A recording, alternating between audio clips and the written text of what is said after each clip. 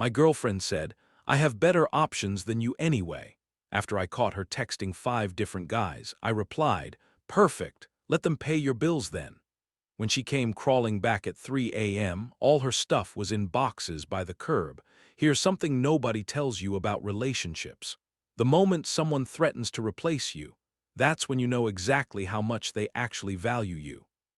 I'm Connor, 28, and I should have learned this lesson way sooner. But love makes you stupid sometimes. Makes you ignore red flags that are basically neon signs screaming, "Run." My girlfriend Skylar moved in with me about 6 months ago. We'd been dating for almost 2 years at that point, and it felt like the natural next step. She was between jobs after getting laid off from some marketing company budget cuts, she said, and I had this decent 2-bedroom place in a good neighborhood. "Just until I get back on my feet," she'd said, looking vulnerable and grateful in a way that made me want to protect her. "I hate asking for help, but rent in this city is impossible on unemployment." I told her not to worry about it. My software consulting business was doing well. I could easily cover expenses for both of us. What's the point of financial success if you can't help the person you love, right? That decision almost destroyed my financial stability and my sense of self-worth. But I'm getting ahead of myself. Let me paint you the picture of how this all started falling apart, because the signs were there from the beginning if I'd been smart enough to see them. The first 3 months were actually pretty great. Skylar seemed genuinely motivated about finding work. She'd wake up early, shower, get dressed like she was going to an office, then spend hours on her laptop sending out applications. She'd print out resumes on my printer using my paper and ink, but hey, that's what partners do, right? She'd make dinner sometimes, keep the place relatively clean, seemed grateful for the help I was providing. We'd watch Netflix together in the evenings, and she'd talk about her job interviews, the companies she was excited about, her plans for when she got back into marketing. It felt like we were building something together, like I was investing in our future. Then something shifted, so gradually I almost didn't notice at first. The job applications became less frequent. The early morning routine turned into sleeping until noon. The professional clothes stayed in the closet while she lived in my old t-shirts and sweatpants. "I'm taking a mental health break from the stress of job searching," she explained when I asked about it around month 4. "The constant rejection is really affecting my self-esteem. My therapist says I need to focus on self-care right now," which I totally understood at first. The job market is brutal, rejection hurts, everyone needs time to recharge their batteries. I've been freelancing for years. I know how soul-crushing it can be when clients don't call back or projects fall through. But here's where it gets interesting, and where I should have paid more attention. Her break from job hunting didn't include a break from spending money. New clothes kept appearing in our closet. Not cheap stuff either, designer jeans, boutique tops, shoes that cost more than my monthly car payment. When I asked about it, she'd say she found amazing sales, or that her friend Jessica worked retail and got her employee discounts. Expensive skincare products lined our bathroom counter. Serums that cost $200 a bottle, face masks that were $50 each, moisturizers with ingredients I couldn't pronounce. "Investment in my appearance for interviews," she'd explain. "You have to look successful to be successful." Her Starbucks habit alone was costing more than some people's grocery budgets. Not just coffee, the fancy drinks with oat milk and extra shots and serums, plus pastries, plus those protein boxes. $20 a day minimum, and I was covering all of it. Rent, utilities, groceries, her car payment, insurance, phone bill, streaming services, everything. My monthly expenses had basically doubled while my income stayed the same. My buddy Jake started asking questions around month 4. We'd been friends since college, and he'd never been one to sugarcoat things. "Dude, how long is Skylar's job break supposed to last?" he asked during our weekly basketball game. "You're basically supporting 2 people on one salary. That's not sustainable long term." I made excuses. Told him the job market was particularly tough in her field, that she was being selective about opportunities because she didn't want to settle for something beneath her qualifications, that good relationships require support during difficult times. "She's going through a rough patch," I said, dribbling the ball while we talked. When you love someone, you help them through their struggles. Jake gave me that look the one friends give you when they can see you're making a mistake, but know you won't listen until you figure it out yourself. Just keep an eye on the timeline, man. People can get comfortable with arrangements that aren't meant to be permanent. Classic mistake number 1. I was defending someone who wasn't even trying anymore. But the real red flags weren't financial, they were behavioral, and they started showing up in ways that made my gut twist, even though I kept rationalizing them away. Skylar started going out more without me. Meeting up with Jessica for coffee became a 3 times a week thing. Running errands took 4 hours and came with shopping bags. Job networking events happened on nights when I was working late and couldn't come along. She'd come home from these outings glowing, energized in a way that talking to me never seemed to produce anymore. Her phone would be buzzing constantly with notifications that she'd quickly silence when I was around. "Just the girls' group chat," she'd say with a laugh. "You know how dramatic Jessica gets about her dating life." When we'd go out to dinner, always somewhere she picked, always somewhere expensive, she'd flirt with the waiters right in front of me. Not subtly either. Touching their arms when they took our order, complimenting their recommendations, asking personal questions about their lives. "I'm just being friendly," she'd say when I mentioned it. Customer service workers appreciate when people treat them like human beings. But friendly doesn't usually include slipping them your Instagram handle while your boyfriend pays the check. The sex became transactional, not passionate, not spontaneous, just something that happened when she needed something from me. A new dress for a networking event. Money for a spa day because she was stressed about the job search. Permission to go on a girls' weekend that I'd somehow be expected to fund. I started feeling like I was paying for affection from my own girlfriend. My work began suffering because I was stressed about money constantly. I'd lie awake at night doing mental math: rent, utilities, groceries, her car payment, her phone bill, her shopping habits, her dining preferences. The numbers never added up to anything sustainable. But every time I tried to bring up a budget or suggest we cut back on expenses, Skylar would get hurt and defensive. "I never asked you to support me," she'd say, tears in her eyes. "If money's more important than our relationship, just say so." Classic manipulation, but I fell for it every time. "It's not about the money," I'd backtrack. "I just want us to be responsible. I'm trying to find work. Do you think I like being dependent on you?" It's humiliating. The least you can do is not make me feel worse about it. So I'd apologize. Actually apologize for suggesting we budget our expenses like adults. The real wake-up call came last Tuesday night, and it changed everything. Skylar had been out all afternoon on what she called a coffee date with a potential networking contact. Someone she'd met through LinkedIn, she said, who worked in marketing and might have job leads.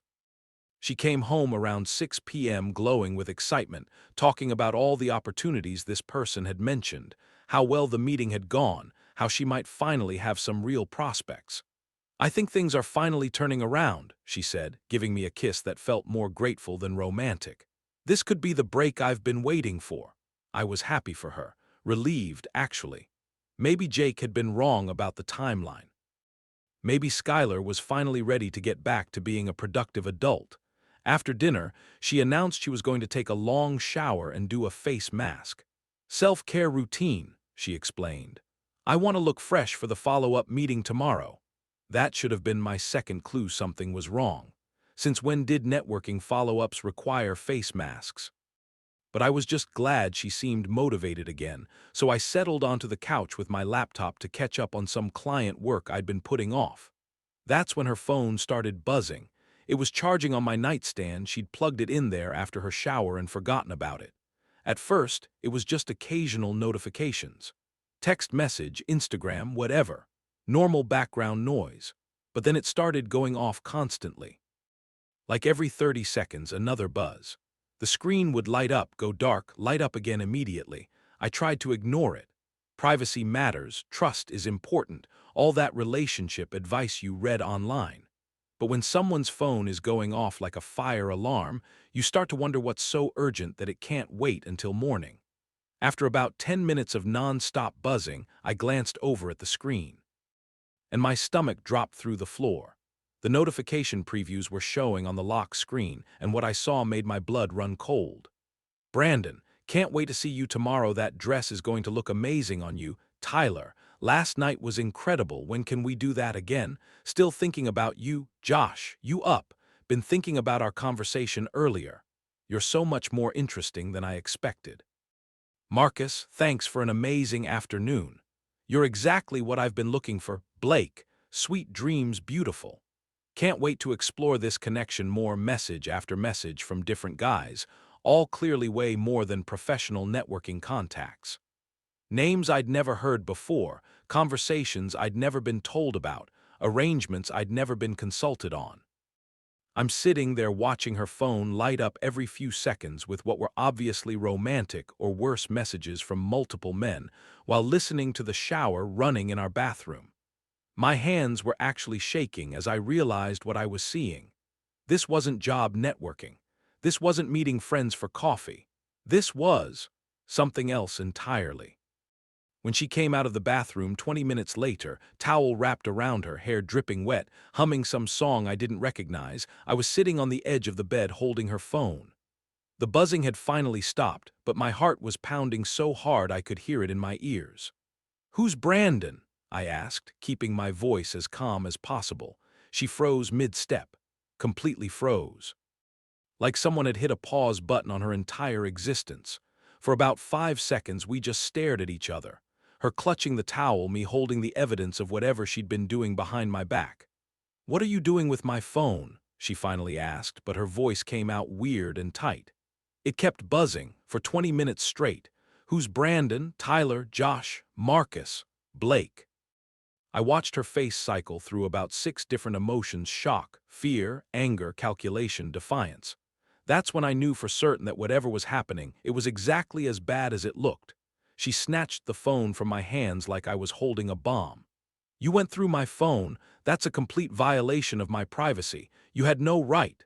Notice how she didn't deny anything, didn't explain who these guys were, didn't offer any innocent explanation for why 5 different men were texting her romantic messages while she was living in my apartment. Just attacked me for discovering it. "I saw the notifications, Skylar. Are you seriously talking to other guys?" She wrapped the towel tighter and started getting defensive in a way that confirmed everything. "They're just friends, Connor. God, you're being so paranoid and controlling." "Friends. Right. Friends who text about last night being incredible. Friends who can't wait to see you tomorrow. Friends who think you're exactly what they've been looking for." That's when her whole demeanor shifted from defensive to aggressive. She started getting dressed, yanking clothes on with sharp, angry movements. "You know what? I don't need this interrogation.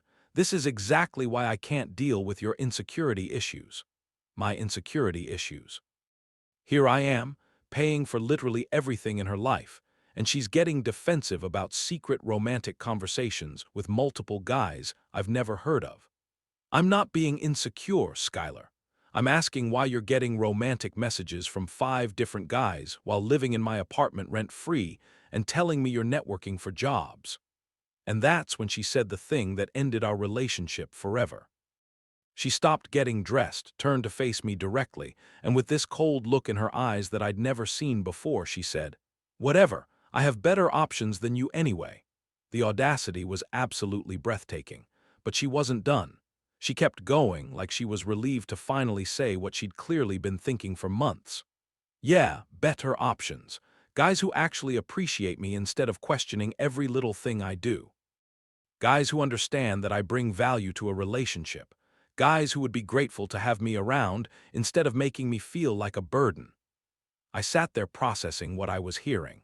This woman, who I'd been financially supporting for months while she contributed absolutely nothing, was essentially telling me I was lucky she hadn't already replaced me.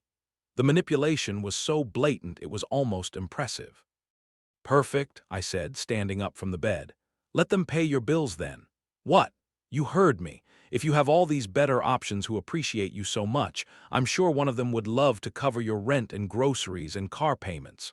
Her face went from confident to confused to bright red in about 3 seconds. "Are you seriously threatening to kick me out over some text messages?" Some text messages. Like that's all this was. "I'm not threatening anything. I'm telling you that if you have better options, you should explore them, all of them, including housing arrangements." She let out this bitter laugh that sounded nothing like the person I'd fallen in love with. "You can't kick me out. I live here. I have tenant rights." "You're not on the lease. You don't pay rent. You're not a tenant. You're a guest who's overstayed their welcome. You're bluffing." I looked her straight in the eyes with the calmest expression I could manage. "Try me." For the first time since this conversation started, she seemed to realize I wasn't backing down, that the usual manipulation tactics weren't working. She grabbed her purse and keys, heading for the door. "Fine. I'll go stay with someone who actually values what I bring to a relationship. Don't wait up." The door slammed so hard it shook the picture frames on my wall, and I sat there in the sudden silence, alternating between hurt and anger and something else I couldn't quite identify at first. Relief, maybe. After about 10 minutes of staring at the wall and processing what had just happened, I made a decision that would change everything. If Skylar wanted to play games with her better options, I was going to show her I wasn't playing games at all. First thing I did was research tenant laws in my state. Turns out, since she wasn't paying rent and wasn't on the lease, she was legally considered a guest. I still had to give proper notice, but I had way more flexibility than if she was an actual tenant. Then I got to work on making sure she understood exactly how serious I was. Skylar didn't come home that night. No texts, no calls, complete radio silence, which honestly gave me exactly the time I needed to execute the plan that was forming in my head. Thursday morning, I was at the hardware store when they opened at 7 a.m. Bought a stack of moving boxes, rolls of packing tape, and permanent markers. Came home and systematically packed every single thing that belonged to her. Every piece of clothing, every makeup product, every hair tool, every pair of shoes. That ridiculous collection of decorative pillows she'd bought with my credit card. The expensive skincare products, the designer clothes, the books she'd never read, everything. I was methodical about it. Labeled each box clearly: Skylar bedroom, Skylar bathroom, Skylar living room, Skylar kitchen stuff. 28 boxes total when I was done. Stacked them neatly by the front door like a cardboard wall between her old life and her new reality. Around noon, she finally broke the silence and texted me. "Hope you've cooled off from last night. Coming home later so we can talk this out like adults and figure out how to move forward." I stared at that message for a long moment. The assumption that we were going to figure out how to move forward, like nothing fundamental had changed. Like she could just come back and smooth things over with the right combination of apologies and manipulations. "Take your time," I texted back. "Your belongings will be ready for pickup." "What does that mean?" I didn't answer. Sometimes the most powerful response is silence, and I wanted her to walk in and see the situation for herself. She showed up around 9 p.m., and I have to give her credit for consistency. Brandon from the text messages dropped her off in his BMW. I watched through my window as she gave him a long, lingering kiss goodbye right there in my driveway. The disrespect was absolutely unreal. When she tried her key, it still worked. I wasn't stupid enough to illegally change the locks and give her grounds to cause legal trouble. But the apartment she walked into looked very different than the one she'd left the night before. "What the hell is this?" she demanded, staring at the wall of boxes that now dominated my living room. I was sitting on my couch, remote in hand, watching Netflix like it was any other Thursday night. "Your things," I said without looking away from the TV. "Figured I'd save you the trouble of packing when you're ready to move in with one of your better options." "Are you out of your mind? Put all of this back right now." "No." The simplicity of that answer seemed to throw her off balance. "This is my home too." "Actually, it's not. This is my apartment. You made it very clear last night that you have better living situations available. I'm just helping facilitate that transition." She started ripping open boxes and throwing clothes around like she was having some kind of breakdown. "This is insane. You can't do this to me. Check the kitchen counter." She stormed over to the kitchen and found the formal eviction notice I'd had notarized that morning. 30 days, just like the law required. Her face went white as she read it. "You're serious about this?" "Dead serious." "You've got 30 days to find new accommodations. I'm sure one of your better options has a spare room." That's when the tears started, but they weren't tears of remorse or regret. They were tears of someone realizing their safety net had just disappeared. Baby, please, you're totally overreacting to last night. They really are just friends. You're blowing this completely out of proportion. Friends you spent last night with. Friends who text you about incredible evenings and amazing afternoons. Cool, they can be friends who house you too. Where am I supposed to go tonight? Same place you went last night. Brandon seemed very welcoming when he dropped you off just now. Her face went from pale to bright red as she realized I'd been watching. I just crashed on his couch. It wasn't anything romantic. Perfect. He has furniture. Problem solved. What happened next was like watching someone cycle through all 5 stages of grief in fast forward, but she kept getting stuck on anger and bargaining without ever reaching acceptance. Around 11 p.m., when it became clear that I wasn't going to change my mind, she started making phone calls. And she made them loud enough for me to hear every word, whether intentionally or because she was too panicked to care about volume control. Call after call to her better options, and somehow none of them were available for emergency housing at 11 p.m. on a Thursday night. Funny how that works. Finally, she called her sister Emma for a midnight rescue mission. They loaded what they could fit into Emma's car 4 trips back and forth. As they finished, Skylar turned for a dramatic exit line about calling police and lawyers, but I reminded her about the eviction notice and the text messages from multiple men. Door slam, they drove off, and I slept better than I had in months. The next week was Skylar's revenge tour. 47 texts ranging from pleas to threats to legal intimidation. Social media posts painting me as an abusive narcissist. She showed up at my work demanding her laptop that didn't exist. One of her better options, named Caleb, tried playing hero at 7 a.m., ended up getting arrested because he had warrants. But Emma reached out privately with the truth. Skylar pulled this exact routine with her last boyfriend, Derek. You're not the first, won't be the last. That explained everything. Saturday morning came for the final pickup. She arrived 90 minutes late with 4 guys and her mom, like some kind of moving convoy. They took forever loading boxes while she directed instead of helping. One guy called her babe in front of everyone. She claimed she couldn't find her grandmother's bracelet, the one she'd sold on Facebook for concert tickets months ago. Her mom was mortified. You sold grandma's bracelet for concert tickets. As they finally left, Skylar tried one last guilt trip. You'll regret this when you realize what you lost. I looked at her surrounded by 4 different guys competing for her attention while her disappointed mother watched. What I lost? An unemployed woman texting multiple guys while living off my generosity. I'll manage. 3 weeks of peace followed until she showed up at 3:17 a.m., crying at my door camera, begging for just one night because Marcus kicked me out and she had no options left. I didn't answer, just watched her call everyone who'd already said no. Emma's final update. Mom picked her up this morning. 1 week to find a job and place or she's completely on her own. But I knew it was over the moment I packed those boxes. I've spent 3 weeks doing whatever I want in my own space. No drama, no wondering who she's texting, no supporting someone who contributes nothing. My apartment's cleaner, my bank account's healthier, my standards are higher. When someone shows you who they are, believe them. Then let them explore those better options. Sometimes the trash takes itself out. You just have to be smart enough not to bring it back inside.